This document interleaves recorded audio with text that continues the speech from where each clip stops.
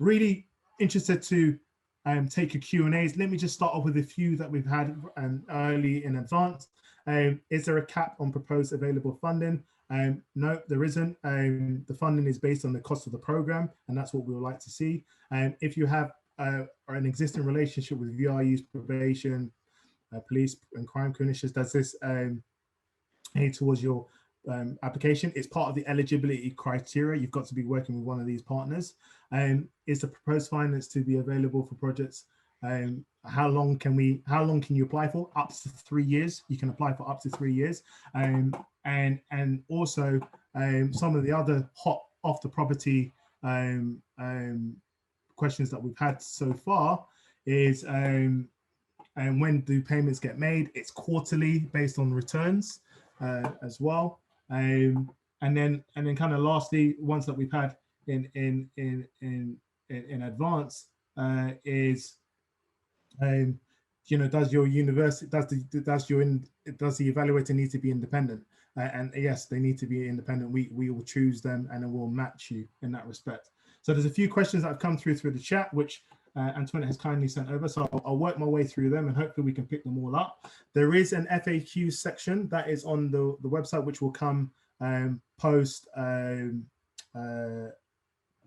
this webinar, which we'll send out with you with the prospectus and a few other things, which you can then look at if we, and most of the most popular questions are answered in that. So I'll kick off with, do you have to be a charity to apply or statutory body? Or so you've got to be a legal entity, whether it's a CIC, you've got to have a governance framework that is recognized legally as an entity. So that's the most, that's key in that respect. How about court interventions? I'll come back to that one. But if a young person is at court for a trial, then that's out of scope. If a young person is at court for sentencing, that's also out of scope. If you're diverting a young person at court, that's more than likely to be out of scope as well. What about care homes for, but again, that would be in the guidance as well. What about care homes for children that have been excluded? If it fits the scope, then yes, care homes can apply if it's going to reach scale and it's the right type of young people. So hope that answers that question. Do VCSE organizations need to be partnered with the public sector, and can public sector bodies apply without a VC? So yeah, VCSEs need a public sector partner to apply. Public sector partners can apply in their own right, and that's how that one works. Is that 100? Is that over 100 over 2 years or per year? That's, you've got to get to scale of 100 by 2 years, and that's so whether you do that in year 1. So you might be a pilot study working with 30 to 50 young people on a very interesting program. That's the only way we would look at that. Who can quickly get to 100 young people within a year and a half, and actually the roadmap for that is really clear. Yeah, we used to be really realistic on that. That's 100 young people, including the control group as well. So that's the kind of the minimum tier. But if you're working towards that, like I said, you might have a holding list of 300 kids, but you just don't have capacity to serve that holding list. So again, we would expect you to be able to articulate that both in your application, but also in the referencing that comes after as well, so we can just marry that up with what's happening where you are. Do we have to be delivering the project already, or can it be we are working on similar already? This is a very nuanced question. So going back to the theory of change, if you're delivering the project now, you will have your theory of change based on the project you're delivering now. We had another project that we funded asked a similar question, and by the end of the conversation, they said no, by the time we adapt our theory of change, adapt the evidence, and then start to go towards the feasibility studies, the time has passed. So I would say if you're not doing that already, you're probably going to start much further behind than others. But if you think that by making small changes and not many changes, and it wouldn't make much difference to your change, then that's a different consideration. But again, just to kind of be really transparent, that you're probably delivering this already, is the key thing. Do we have to, so capacity building of existing projects is included. Any projects that we funded previously is included. Again, the same rules will apply. Same rules will apply. That you will have to go stand up to the rigorous assessment and application process in your own right.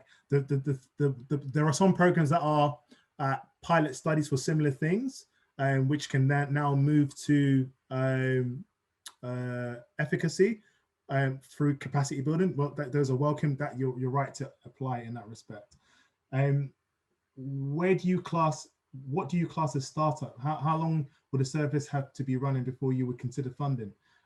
For this round, realistically, you've been doing this for a while, and when I say a while, probably minimum 6 months and longer. And actually, it's kind of going to come down to track record. You've been delivering this way for a while. It's not something that it's new, and we're going to start to put people together or frame a service. Because that means you probably wouldn't have had even chance to put a theory of change together, to test for feasibility, to test what sort of outcomes you're getting, all of that evaluable elements. So yeah, if you're just starting out, I would say probably this round is not for you.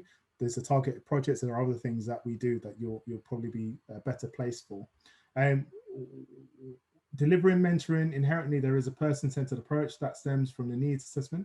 In this framework, I presume YEF would be looking for a process for delivering outcomes as opposed to delivering exactly the same support to all young people. Is that correct? If I've understood that correctly, needs assessment. So yeah, you do a needs assessment and then you got shoots of the needs. So okay, so if you've got a mentor working with a young person who's been diverted, they're going to have the same mentor. The program's going to be within the mentoring. It's all still a single journey pathway, so that's no problem. It becomes problematic if you do an assessment and then they get 7 different things at 7 different points, and all young people don't get it, and it's very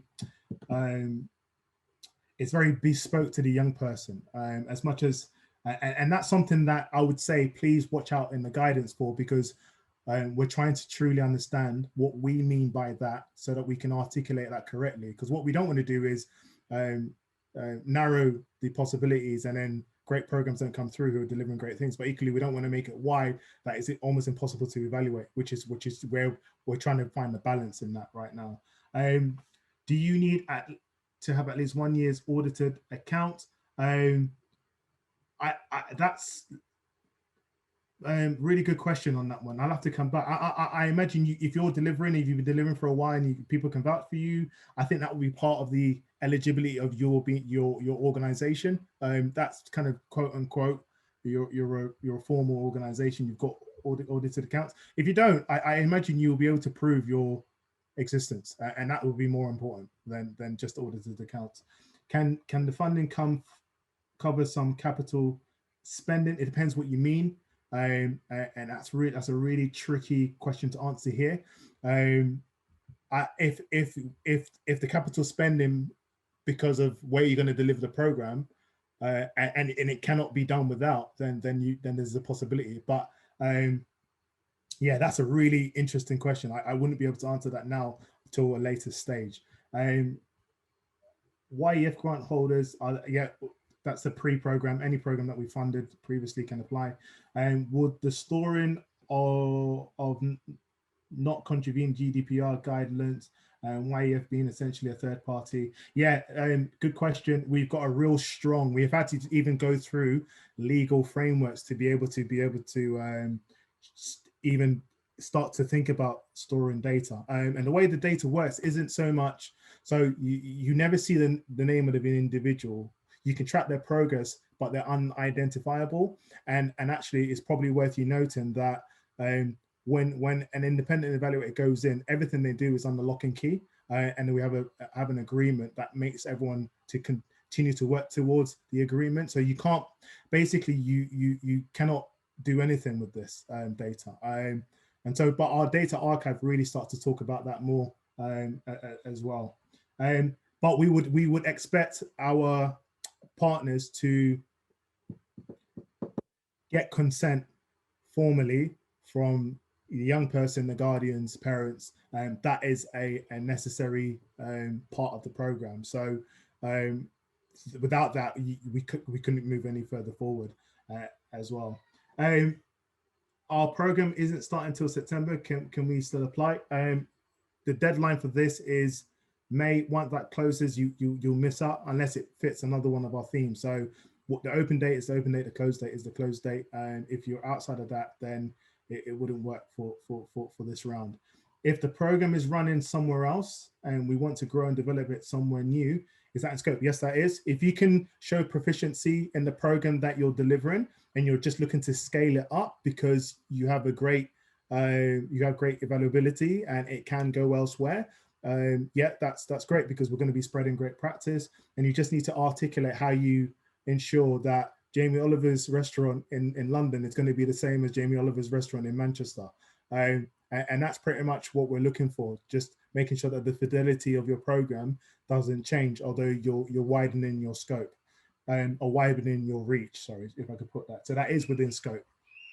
And how much time will shortlist applicants need to commit, and will it attract a bursary? So we're talking about this at the moment. We understand that you know your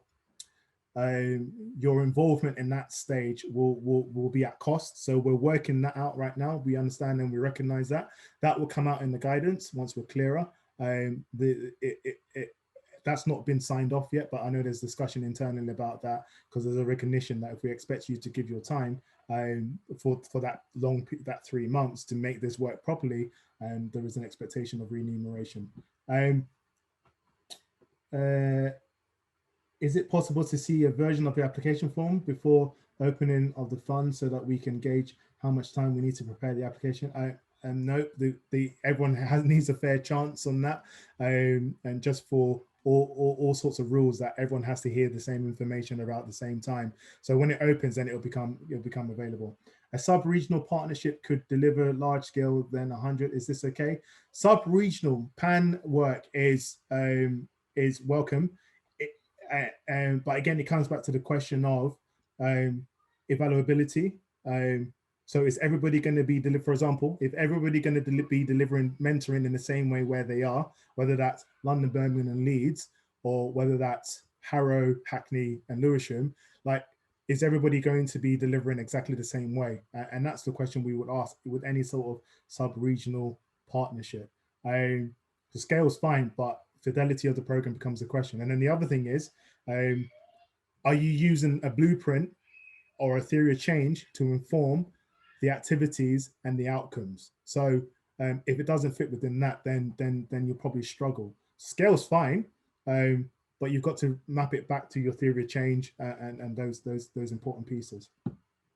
Can the local authority support and partner VCS project application as well as submit? Yeah, you can. So you can apply multiple times. Each application will be on its own merit. We'll go through the same rigor as well. Are there any requirements regarding the amount an organization earns or spends as part of the eligibility requirements? No, there isn't. There isn't at all. Will the evaluations be published? Yes, they will be published. We're not sure how that looks like now, but evaluations will be published as to kind of, did it work or did it not work? Hence the reason why we really we're going through such a robust process around this, because we want to ensure that partners that come on board come out shining the best that they can. We can't guarantee that, but we're being as transparent as possible. That's what being part of a What Works Centre means as well. Also, just to be clear, are you willing to fund the feasibility programs? Well, yes, we are, if they're really interesting, if they're really promising, if they're really showing or meeting all the criteria or the scope, and actually it have begun a journey, you know, in that respect. So clear theory of change, clear evidence that sits behind that, clear opportunity to develop that, and actually it's kind of turning our heads, because we can't not do without this type of program. So we would be really wanting to see that journey that the organization or the program has made, to take a decision on that as well. And then I got a couple more. Is it possible to develop your theory of change, or do you need to have an existing theory of change that already has evidence? We've been delivering a model that we know works, but don't have a current theory of change. So this is a very interesting question. There are some programs which are actually at feasibility pilot stage without a theory of change. If you're one of those programs, we would really recommend you spending between now and opening to really develop your theory of change that speaks to that. I was speaking to one particular organization that talks about, basically they've got everything bottled at the higher end, they just don't have this front end. So we said, well, go back in your time and get that together, get it kind of signed off. It can only, whether for now or for later or for future rounds, it can only put you in a really positive position, because everything we do really, apart from the probably the multi-site trials and the Black and Asian minority ethnic rounds, and maybe the agency collaboration round, theory of change is pretty much governs what we do here. It's the kind of helps us to get to the gold standard of getting people to agree on things that work for children.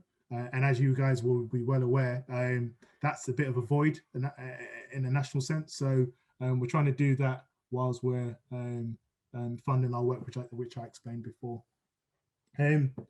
What about alternative provision of proofs? Could they apply if running something already? Yes, you can. If it's diverting children from criminal justice, yes, in one of those 4 scopes, yes, you can.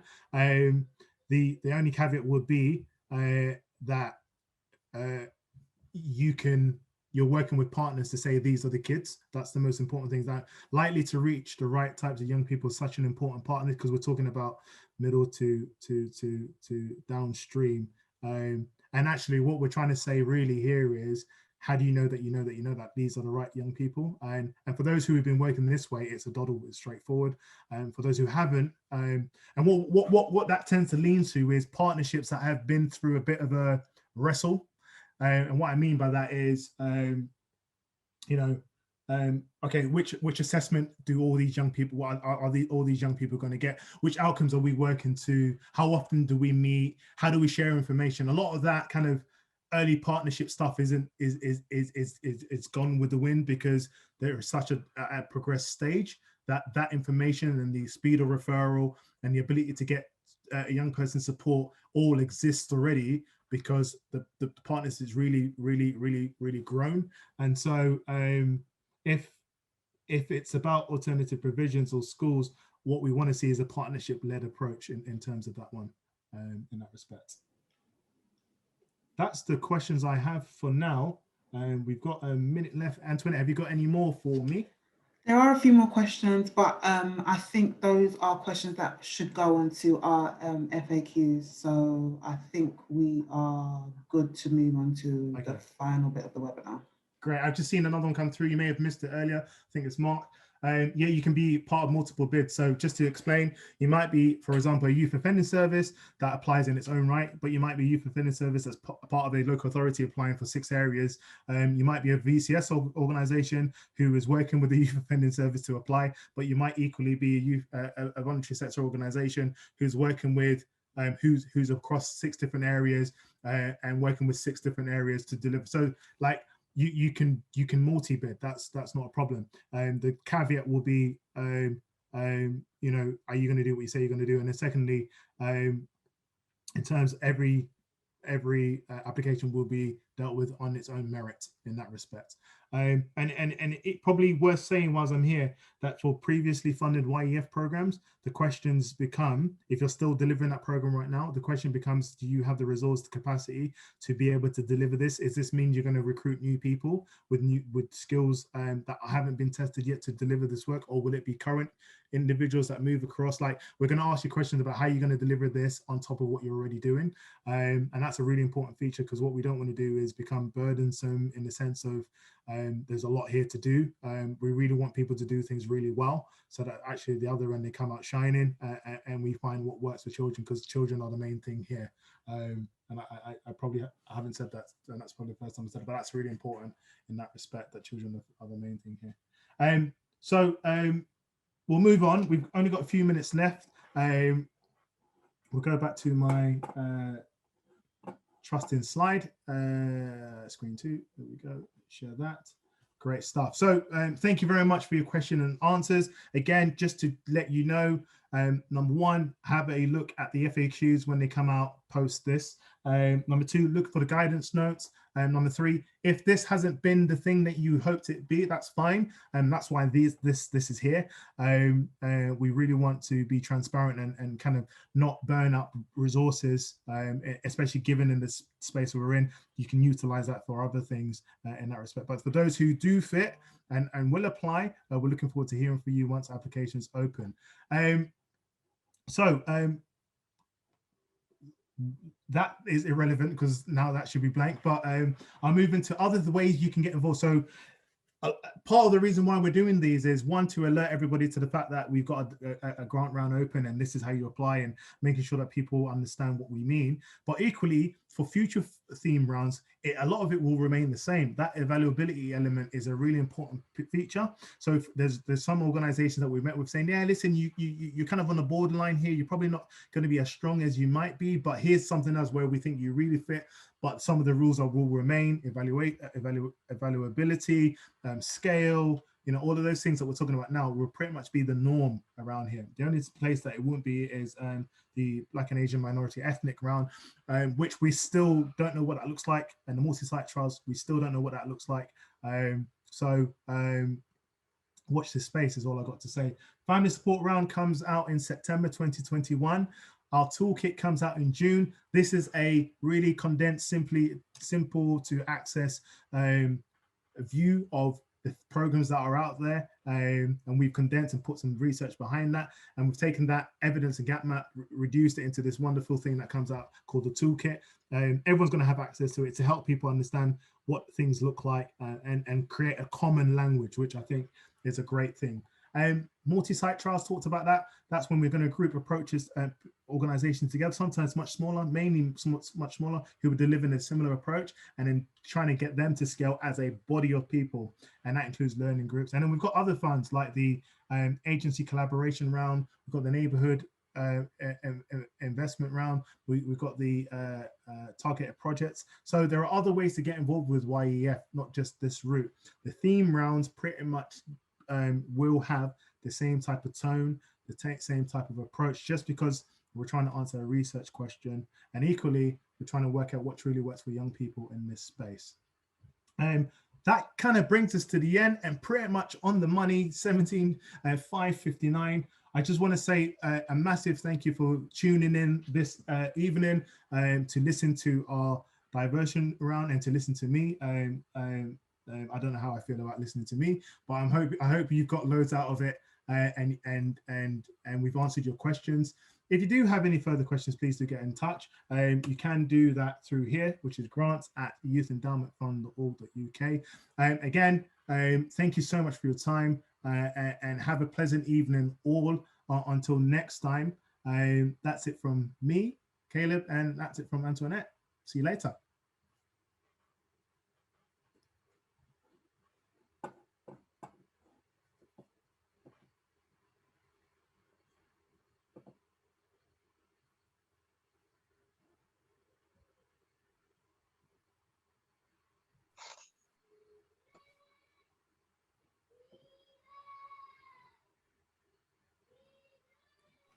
My son's come alive. I'm just trying to save the chat so that we get all the questions. Yeah, great. That's top. Wonderful. Thank you. Thank you. I'm on my phone, so I can't write it. I'm so sorry. No worries. I'm going to send an email with the slides, and then you can reply to that email with any other questions. Brilliant, darling. I've made loads of notes. It's just my computer broke yesterday. Thank you so much. Well done, you guys. Thank you. See you soon. Bye. Bye. Cheers. Bye. Bye. Bye-bye.